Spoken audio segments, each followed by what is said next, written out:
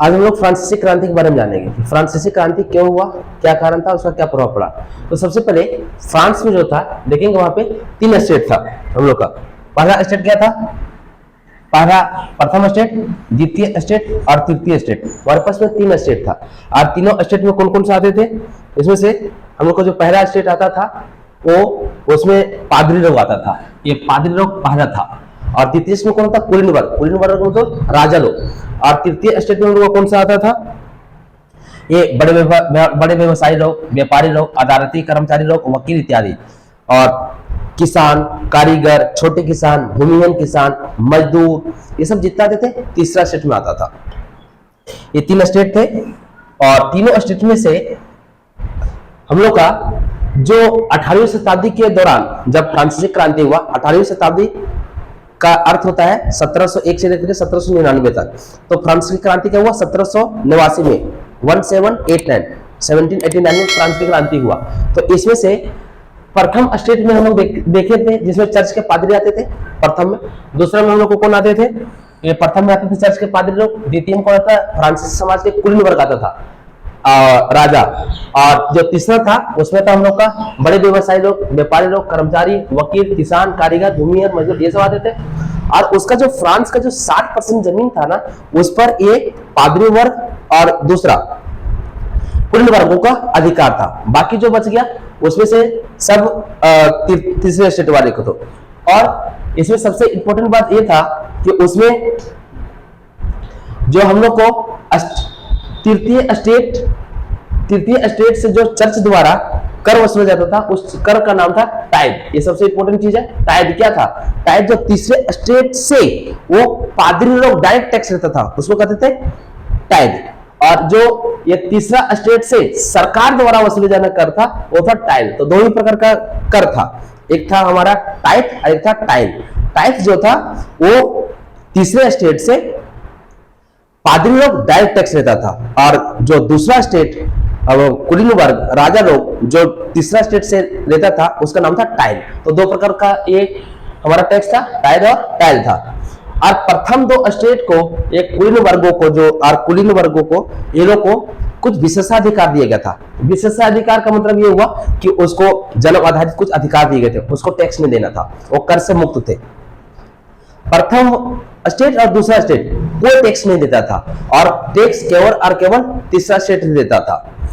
उसमें जितने भी आते थे राज्य के सभी टैक्स केवल तृतीय स्टेट देता और वहन किया जाता था। और वो पहला वाले दूसरे वाले को क्या था, वो लोग उसे मुक्त था।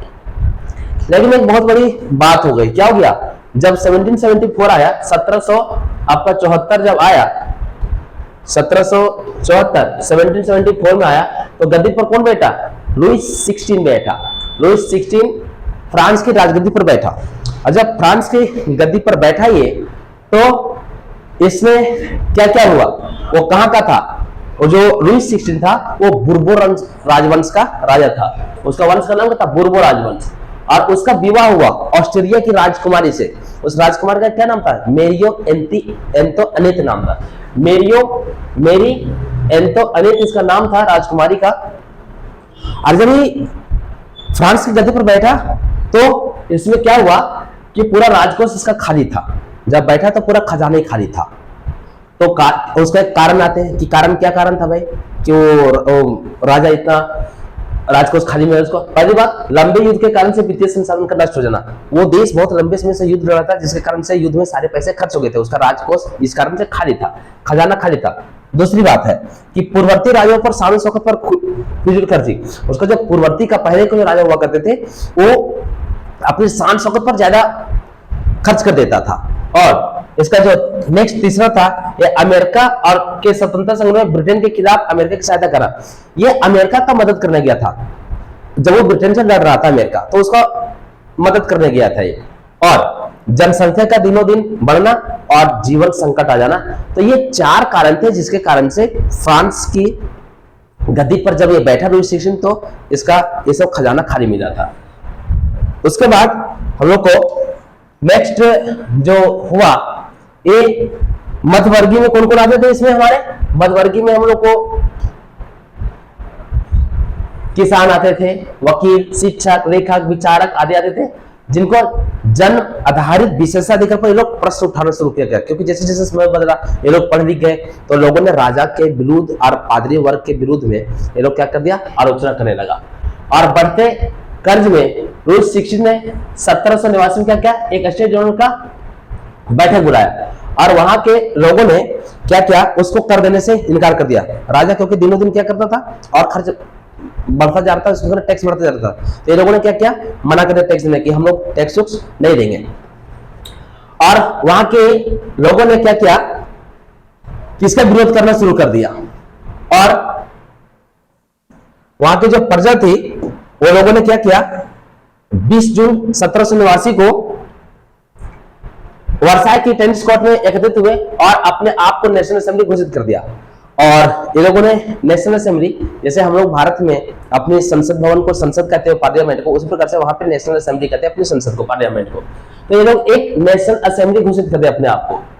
और इसमें से महंगाई इतना बढ़ गया था कि उसका बाजार गर्म हो रहा था, तो उस बाजार को गर्म करने वाला उसका एक आदमी था, उसका क्या नाम था, और जैकोबिन क्लब का मालिक था, रॉबेस्पियर नाम था वो, ठीक है। और वहां पे क्या किया कि वो लोगों को भड़का रहा था कि राजा गलत है, उससे महंगाई बढ़ाता जा रहा है, टैक्स बढ़ता चला जा रहा है, तो हम लोग इसको विरोध करना चाहिए। इन लोगों ने विरोध करना और लगा। और ये 14 जुलाई 1789 में, 14 जुलाई 1789, 14 जुलाई 1789 में एक क्या किया, वो क्रूज ने एक बास्तिल का किला था, और बास्तिल का किला में लोग प्रवेश कर गया और उसको तोड़ दिया। वहां पे जेल था और जेल को तोड़ दिया और वहां पे जितना सरकारी खजाने थे उसको लूट लिया। और वो राजा का, राजशाही का प्रतीक था, तो राजा को लगा कि ये लोग तो बहुत उग्र हो गया है, तो इसने क्या किया, नेशनल असेंबली को मान्यता दे दिया। इसने नेशनल असेंबली को दिया, मान्यता दे दिया। बास्तिल का किला सम्राट के निरंकुश सत्य का प्रतीक था। जब उसका वही खत्म हो गया, तब ये लोग का खिलाफ राजा नहीं जा पाया और उन लोगों को कहना, उसको सुनना पड़ा।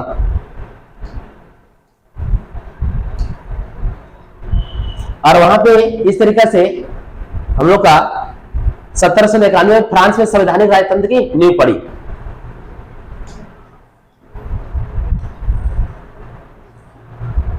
अब वहां पे जब नींव पड़ा तो उसमें एक विशेषता था क्या, जब ये लोग नेशनल असेंबली बनाया तो लोगों का विशेषता क्या था, इन्होंने रूल बनाया कि मतदान का अधिकार केवल सक्रिय नागरिक को मिलेगा, सबको नहीं मिलेगा। और जो उसमें केवल पुरुष थे, केवल पुरुष ही वोट दे सकता था। दूसरी बात, और 25 साल से उम्र बड़ा होना चाहिए, कम से कम 25 साल से अधिक उम्र होना चाहिए। और जो कम से कम 3 दिन का राजा को क्या क्या दे सके, वो टैक्स दे सके, अपना वेतन दे सके, तो वही केवल वोट दे सकता था, ठीक है। और महिलाओं को और पुरुषों को जो काम नहीं करते थे उनको निष्क्रिय कहा गया, मतलब उन लोग को निकम्मो कहा गया कि तुम लोग वोट नहीं दे सकता है, ठीक है। और वही आखिर राजा ने इसको विधायिका, कार्यपालिका और न्यायपालिका में विभाजित करके हस्तांतरित कर दिया। राजा ने लोगों को सत्ता उसके पास दे दिया, ठीक है। अब वहां का राजा के खिलाफ जो लोगों को भड़काया था उसका क्या नाम था, रॉबेस्पियर। रॉबेस्पियर कौन था, ये रॉबेस्पियर 10 अगस्त 1792 को जैकोबिन क्लब के सदस्य रॉबेस्पियर ने ये मिल करके क्या किया, लोगों को मिल करके राजा के खिलाफ लोगों को भड़का दिया कि राजा बहुत महंगाई के बढ़ा दिया है, उसने लोगों को ज्यादा से ज्यादा लूट रहा है, लोगों को कल्याण नहीं कर रहा है। अगर हम नेता बन गए तो लोगों को कल्याण करेंगे, ये करेंगे, वो करेंगे। और 21 दिसंबर 1792 को फ्रांस को गणतंत्र घोषित कर दिया और वो उस असेंबली का कन्वेंशन नाम दे दिया उसने।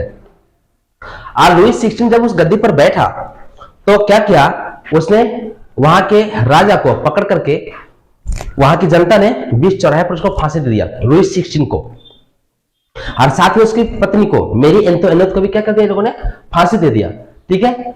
और इसको आरोप लगा दिया, इसके ऊपर क्या आरोप लगा, इसके ऊपर में, इसके ऊपर आरोप लगा दिया कि तुम राज को, रॉबेस्पियर ने, इसने राजा को फांसी पर चढ़ा दिया। और फांसी पर चढ़ाने का रीजन इसने दे दिया कि देशद्रोह का आरोप लगा दिया उसके ऊपर में, और उसके साथ में उसकी पत्नी भी को फांसी चढ़ा दिया। उसके बाद ये जब गद्दी पर बैठा तो ये 1793 में गद्दी पर बैठा और 1794 एक साल तो गद्दी पर बैठा, लेकिन ये रॉबेस्पियर जो था उस फ्रांस के राजा से भी बहुत बेकार निकला। इसने जनता को और टैक्स लगा दिया और इतना लूटा, गद्दी पर तो बैठ गया, लेकिन ये इतना लूटा कि वहां की जनता त्राहिमाम हो गई और बिल्कुल और परेशान हो गया। इसीलिए इसको आतंक का युग भी कहा जाता है। पेपरों में आता है आतंक का युग क्या था। आतंक का युग रॉबेस्पियर, जैकोबिन क्लब का वो मालिक, जब गद्दी पर बैठा था 1793 में, 1794 एक साल के लिए, तो उसने जनता को और लूटा था जी भर करके, इसलिए उसको आतंक का युग कहा जाता है। और जनता जब इससे गुस्सा हो गई तो जनता गुस्साने के बाद में इसको गिलोटिन मशीन पर चढ़ा करके कटवा दिया इस रॉबेस्पियर को। और ये जब ये सत्ता से हट गया तो वहां पे क्या सिस्टम लागू हुआ जानते हैं? वहां पे डायरेक्टरी सिस्टम शुरू हुआ। ये डायरेक्टरी सिस्टम क्या था हम समझाते हैं। ये 5 सदस्यों वाली एक समिति थी और 5 सदस्यों की समिति यही डायरेक्टरी शासन का क्या करता था, देखरेख करता था। लेकिन इसको हमेशा क्या होता था ना, ये वहां पे हमेशा इसका विरोध होता रहता था डायरेक्टरी सिस्टम का। और यहां पे गद्दी हो गया खाली, ये आपस में लड़ रहे थे। तो नेपोलियन उसमें से एक शासक बना और नेपोलियन जो आया उस देश के अंदर जो गद्दी पर बैठा वो 1804 में बैठा नेपोलियन। तो नेपोलियन था कौन? नेपोलियन, इसका नाम था नेपोलियन बोनापार्ट। और नेपोलियन बोनापार्ट जो था वो शासक था। शासक बनने से पहले वो एक बहुत सैनिक था, बहादुर सैनिक। जब वो गया वहां पे संदेशा लेकर करके, ये दूत था, तो जिस देश का ये दूत था तो वहां का राजा ने इसको बोला कि आप जाकर के वहां पे संदेशा दे दो। तब वो गया संदेशा देने। तो ये जब जा रहा था तो रास्ते में घटना घट गया। एक वो आल्प्स पर्वत पड़ता है यूरोप महादेश में, दुनिया का सबसे बड़ा पर्वत है आल्प्स पर्वत। तो आल्प्स पर्वत पर वो जा रहा था तो वो वहां की महिलाएं लोग ना लकड़ी चुन रही थी। तो इसको बोला बहू ने कहां चला? तो बोला मैं जा रहा हूँ यूरोप के फ्रांस देश में जा रहा हूँ। तो उसने बोला कि शकल देगा मर जाएगा, ये पहाड़ियों में खा जाएगा तुम्हें, ये बिच्छू सांप तुम्हें। तो उसने क्या किया, सोने होने के हार उतारा और वो महिलाओं को दे दिया। बोला कि अगर मैं वापस आ गया तो ले लूंगा, अगर वापस नहीं आया तो ये तुम लोग को हो जाएगा। तो महिलाओं ने बोला भगवान करे तू उस पार ही चले जा ताकि ये सोना चांदी मेरे पास ही रहे। अब वहां गया और जब वो फ्रांस देश पहुंचा तो ये गया था संदेशा लेकर के, राजदूत था, दूत बन करके गया था। लेकिन उसने देखा कि जो फ्रांस की गद्दी था बिल्कुल खाली था, डायरेक्टरी सिस्टम चल रहा था। तो वहां पे जो व्यवस्था था बिल्कुल अस्त व्यस्त चल रहा था। अब ये नेपोलियन तो सैनिक था, बहादुर था, इसके पास नॉलेज था। और जब गया तो वहां पे इसका मौका का फायदा उठाते हुए देखा डायरेक्टरी सिस्टम को हटा करके ये वहां की गद्दी पर बैठा। कब बैठा? 1804 में। और जैसे 1804 में बैठा तो इसने केवल फ्रांस पर शासन नहीं किया, बाकी उसके अड़ोस पड़ोस में और भी जितने राज्य थे उस पर सब पर शासन कर दिया, क्योंकि ये बहुत ही वीर बहादुर था। और सबसे इंपॉर्टेंट बात है, नेपोलियन ने जाकर के वहां पे कुछ नियम कानून को तय किया। और उस जो नियम कानून था उसको एक नेपोलियन का आचार संहिता के नाम से जाना जाता था। वो तो नेपोलियन का आचार संहिता में था क्या? उसमें सबसे पहले उसने क्या किया, जो जन्म आधारित प्रथम स्टेट और दूसरे स्टेट को जो विशेष अधिकार था उसको सबसे पहले इसने हटा दिया। और नेक्स्ट उसने जो अमीरी गरीबी था, महंगाई था, इसको कम किया, अमीरी गरीबी को भी कम किया, अनइक्वलिटी को खत्म किया इसने। और इसने महिलाओं को वोट देने का अधिकार तो दिया लेकिन सबको नहीं दिया। महिलाओं को वोट देने के इसने अधिकार के कोशिश तो किया लेकिन इसने नहीं दिलवाया। लेकिन हाँ, पुरुषों को सबको लगभग वोट देने का अधिकार दे दिया, जिसको आचार संहिता के नाम से जाना जाता है। लेकिन जब ये शासन कर रहा था और देशों पर अपना स्वराज फैला रहा था तो इसको अंग्रेजों को और अन्य देशों के लोगों को ये चीज हजम नहीं हुआ और बोला इसको मारना बहुत जरूरी है।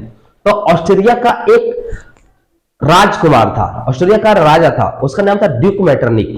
तो ड्यूक मेटरनिक ने बोला कि हम क्या करेंगे, इसको प्लानिंग बनाते हैं कि ये कैसे मरेगा, ये ऐसे मर ही नहीं सकता, क्योंकि नेपोलियन का जो तलवार था ना वो बहुत वंडरफुल था। वो उसकी तलवार ऐसी थी, तो था तो छोटा, लेकिन अगर उस तलवार से किसी को मार देता ना तो ये पूरा आपका कवच सहित उड़ा देता।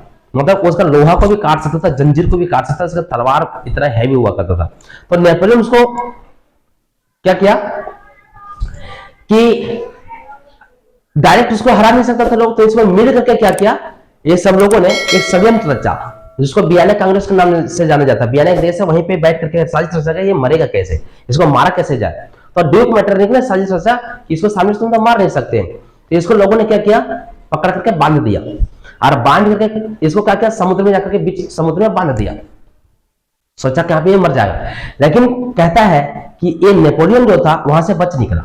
अब पता नहीं वो कैसे बचा, क्योंकि वो भी वीर बहादुर था, इसकी आज भी गुत्थी नहीं सुलझाई जा सकती कि आखिर ये बचा कैसे।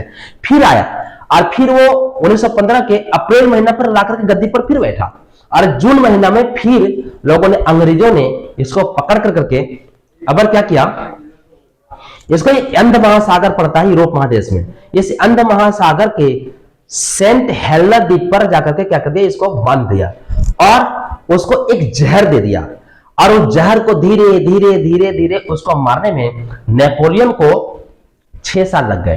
तो ये 1807 में गद्दी पर बैठा, और ये 1815 में वाटरलू युद्ध में ये पराजित हो गया, इसको बंदी बना लिया गया, और बंदी बनाकर क्या किया, इसको वही अंध महादेश के सेंट हेलेना द्वीप पर ले जाया गया और वहां पे बांध गया, और इसका 6 साल बाद मतलब 1821 में इसको मौत हो गया। और नेपोलियन जब खत्म हो गया तो फिर वहां पे जो शासन आया वही पुराने तौर तरीके वाला का शासन आ गया, और इस तरीके से क्या हो गया कि फ्रांस की क्रांति पूर्ण हो गई। ठीक है, हम लोग मिलते हैं फिर नेक्स्ट वीडियो में।